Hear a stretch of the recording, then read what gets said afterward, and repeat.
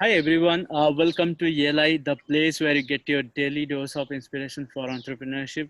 And today we have with us Mr. Vishnu Ramesh, co-founder of Subtl.ai, a cognitive bot platform that can parse through PDFs and create knowledge bases to help users their information needs.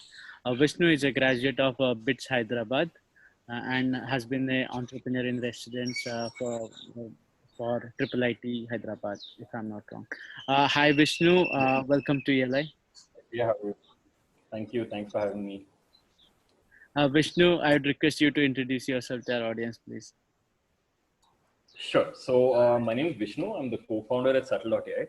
And we're a deep tech startup that's focused around documents, where we realize that there's a huge problem with enterprises right now, where they all have too many sources of unstructured data. So when you say unstructured data, we refer to things like PDFs, emails, anything that can't actually be stored in a proper usable format for different use cases. And they're essentially having an overload of these kind of documents. And we wanted to see, and we knew that the existing search metrics, like for example, the most popular search metric is a control F search. Like you open your PDF, you do control F, and then you look for stuff. Even there, when you deal with documents that are big enough, what happens is you get too many search results for anything you put in. And there's still that manual overhead of iterating through those answers to actually get what you want. So what we wanted to do was we wanted to defeat the need of doing things like that. If we can understand the document perfectly, if we can understand what the user is saying perfectly, it's possible to create these correlations. Where a quick example could be maybe there's an employment agreement contract, right? And it has something related to reimbursements. Now, when you ask a question, you don't have to use the word reimbursements. You can say, is there anything related to returns to expenses in this contract? Our relevance engine can identify that returns to expenses and reimbursements effectively mean the same thing. So it can very intuitively make these mappings, which means like you will effectively get exactly what you want based on what you ask. And you don't have to worry about keyword focus. You don't have to worry about iterating through answers. We also show you the answers in the PDF. So it's a very, very smooth and simple way of finding information. So yeah, I think that's a quick brief about us. I think this is a very interesting idea about the way we deal with PDFs and all. So, and I also can see a lot of application in other aspects. For example, scanning through the internet content, especially when you are doing research, writing research paper, you need some relevant content from different research papers which are not available with you, and if there is a algorithm which can find similar topics and what can be relevant to you. I think a very nice concept.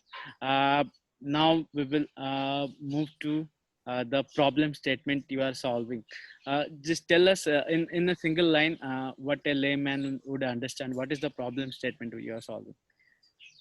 There are too many. If I could explain it in one line, I would say something like there are too many documents for a human to deal with. The age that we're in right now, where when it comes to things like databases, it's easy to automate. But yeah, there are too many sources of unstructured data right now for humans to actually go through manually. So I think that would be the core statement. Okay. So let's start with the day when you thought of becoming an entrepreneur. When did this idea came to you?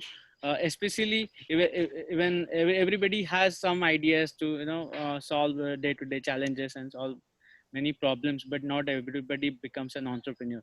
When did you think of becoming a founder? So for me, it wasn't, to be very honest with you, it wasn't actually the love of entrepreneurship that got me over here. It was actually the love of the idea. Where like, so that was the funny thing. So my co-founder and I actually thought about something like this individually before we had met each other. Where what had happened was, I think he was also starting to think along these lines. Where like, okay, there are too many documents. Is there something that we can do about it? So just to give you a quick brief, my co-founder is actually Professor Manish Srivastava. He's a natural language processing professor at IIIT Hyderabad. Mm-hmm. So I met Professor Manish when I was interning under him about, I think, 2.5 years back. So that's when we had actually done the first POC over the summer of 2018. where that was all the base work, which was essentially like that proof of concept, where we wanted to prove that, okay, something like this is possible. So we spent 2 months, built a base prototype, and then I think after that I had my final year at BITS, right? So I was going through my final year, but also I spent weekends at IIIT. Okay. I decided to continue prototyping. Of course, there was no salary, no pay, nothing. I was going to IIIT purely out of interest. And then IIIT had extended that offer, where they said like, okay, you had a core part of the technology over the last 1.5 years. You can take this forward as a venture if you want. Once I got to know I could take it forward, I was completely sold, because I think this is the first time I was so engrossed in something, very serious about taking it. So I think, yeah, that's a little bit of backstory. Okay. So coming to my next question, you were a very good student, and I'm assuming you'd have received multiple offers from top MNCs to join them as an employee. So how did you deal with such situations? Did it ever come to your mind that you may become an employee and earn good salary?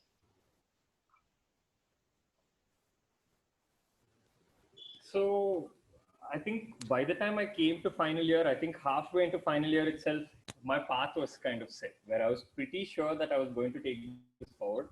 I think one major issue I had was my father wanted me to do masters. My father wanted me to master. A lot of people recommended getting a job first before jumping into something like a startup. But I was confident, because we've been working on this for about 2.5 years now, effectively until till date, right? So we're quite confident about the technology. We also understood the market. We realized that this is a good time to capitalize on this. So I actually didn't sit for placements, and I didn't apply for masters, Okay.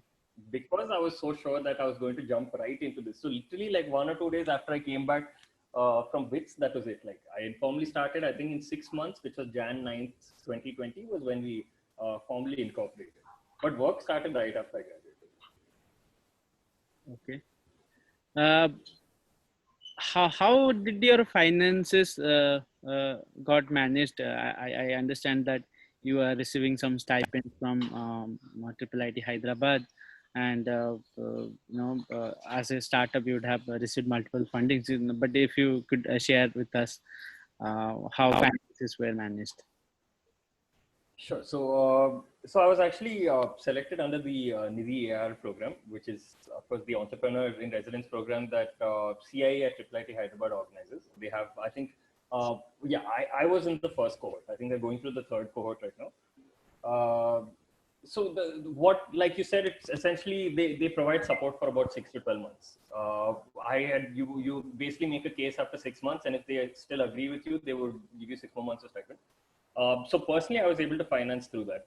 I also got a lot of support through IIIT, where there's this entity under CI itself called Product Labs, and their focus is core around like essentially productizing research work happening at IIIT.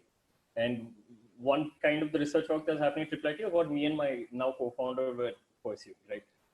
So we had some support from Product Labs. They actually supported us with engineers for about 6 or 7 months. And I think in that 6 or 7 months, we had closed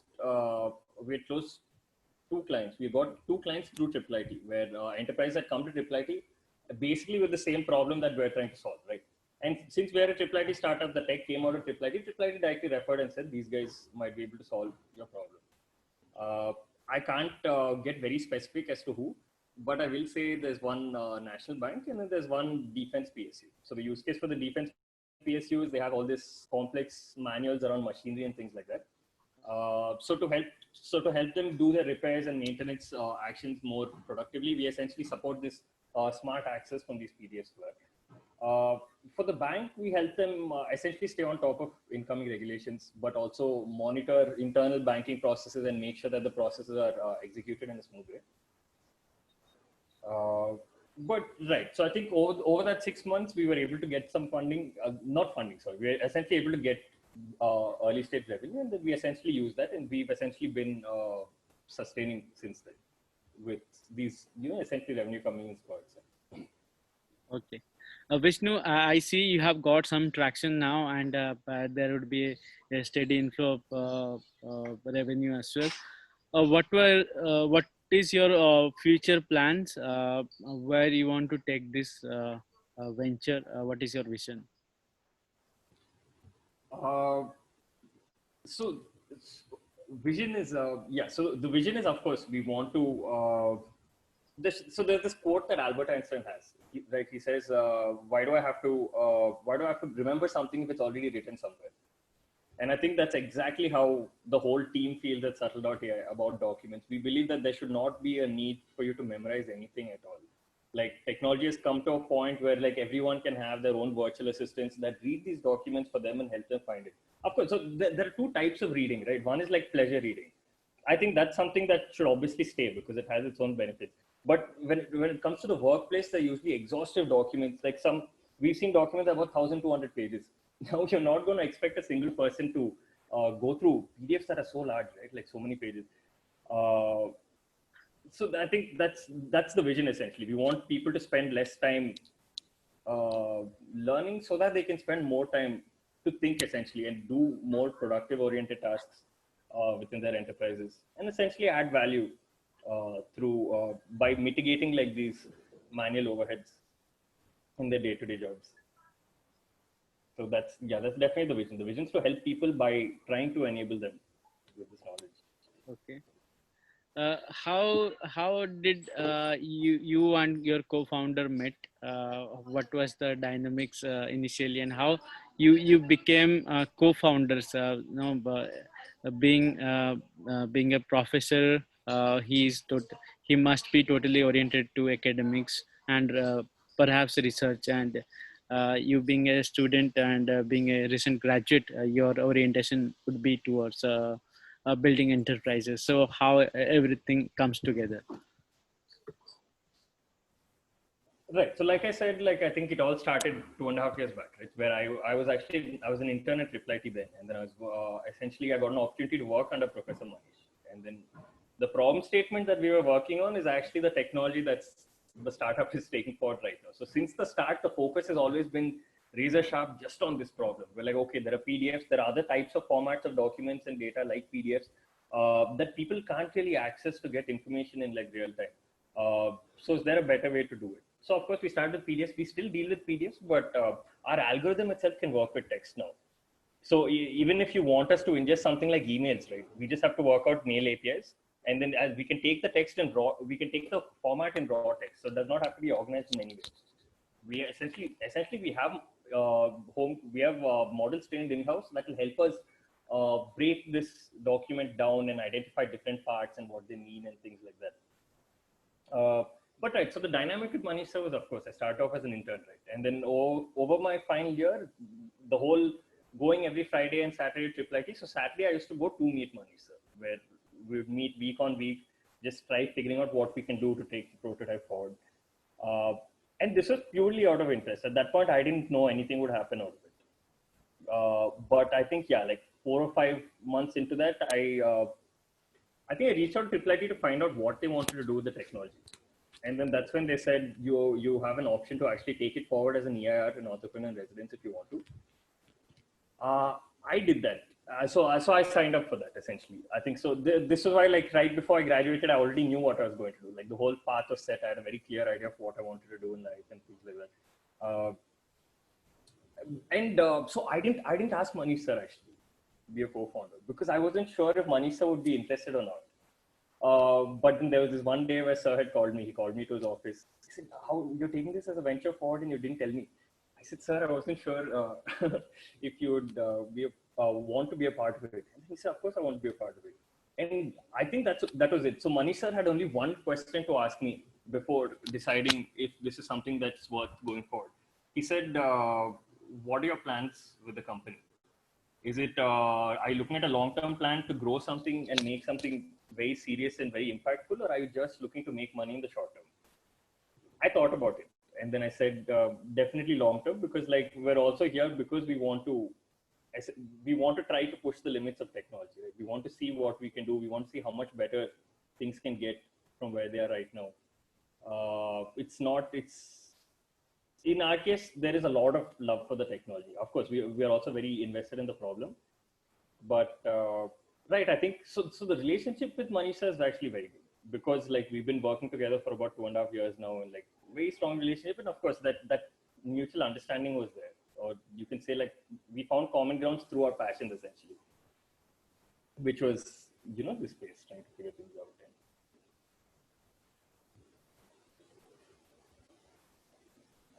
Looks like a very interesting journey, but I'm sure there would be multiple challenges you had to go through. So, can you share with us some of the challenges that you have faced while building and growing this venture? Uh, so about 6 or 7 months back was the first time we actually got into this dark place of like high pressure, make or break. If you don't get it right, like things will probably go downhill very fast. And I think at that point we were just 3 developers. And what had happened was, so we had two clients that we were working with by then, and both clients wanted different things on the same day. So both clients were coming to meet us. One was coming maybe around 1 o'clock, one was coming around 4 o'clock. And for one of them, we had to do an evaluation. For the other, we had to do a demo.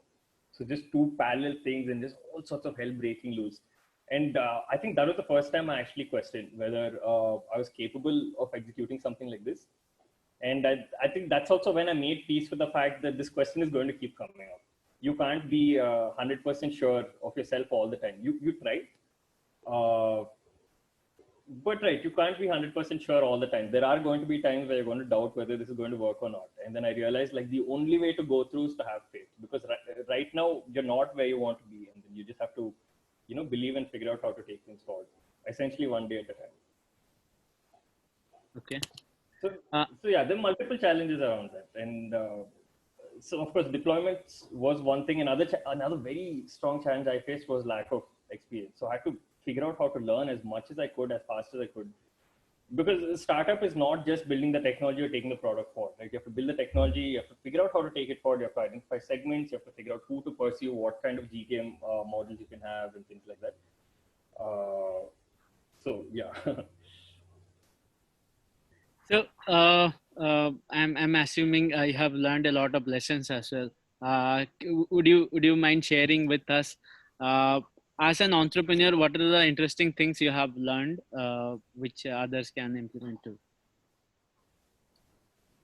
I think the most important thing I learned is time management is key. If you can't manage your time, you can't take a startup forward, because this is not a 9 to 5 job. This is literally there are I think 3 or 4 days where I might be averaging like 3 or 4 hours of sleep, and then there are days where I can take time off even on a Wednesday.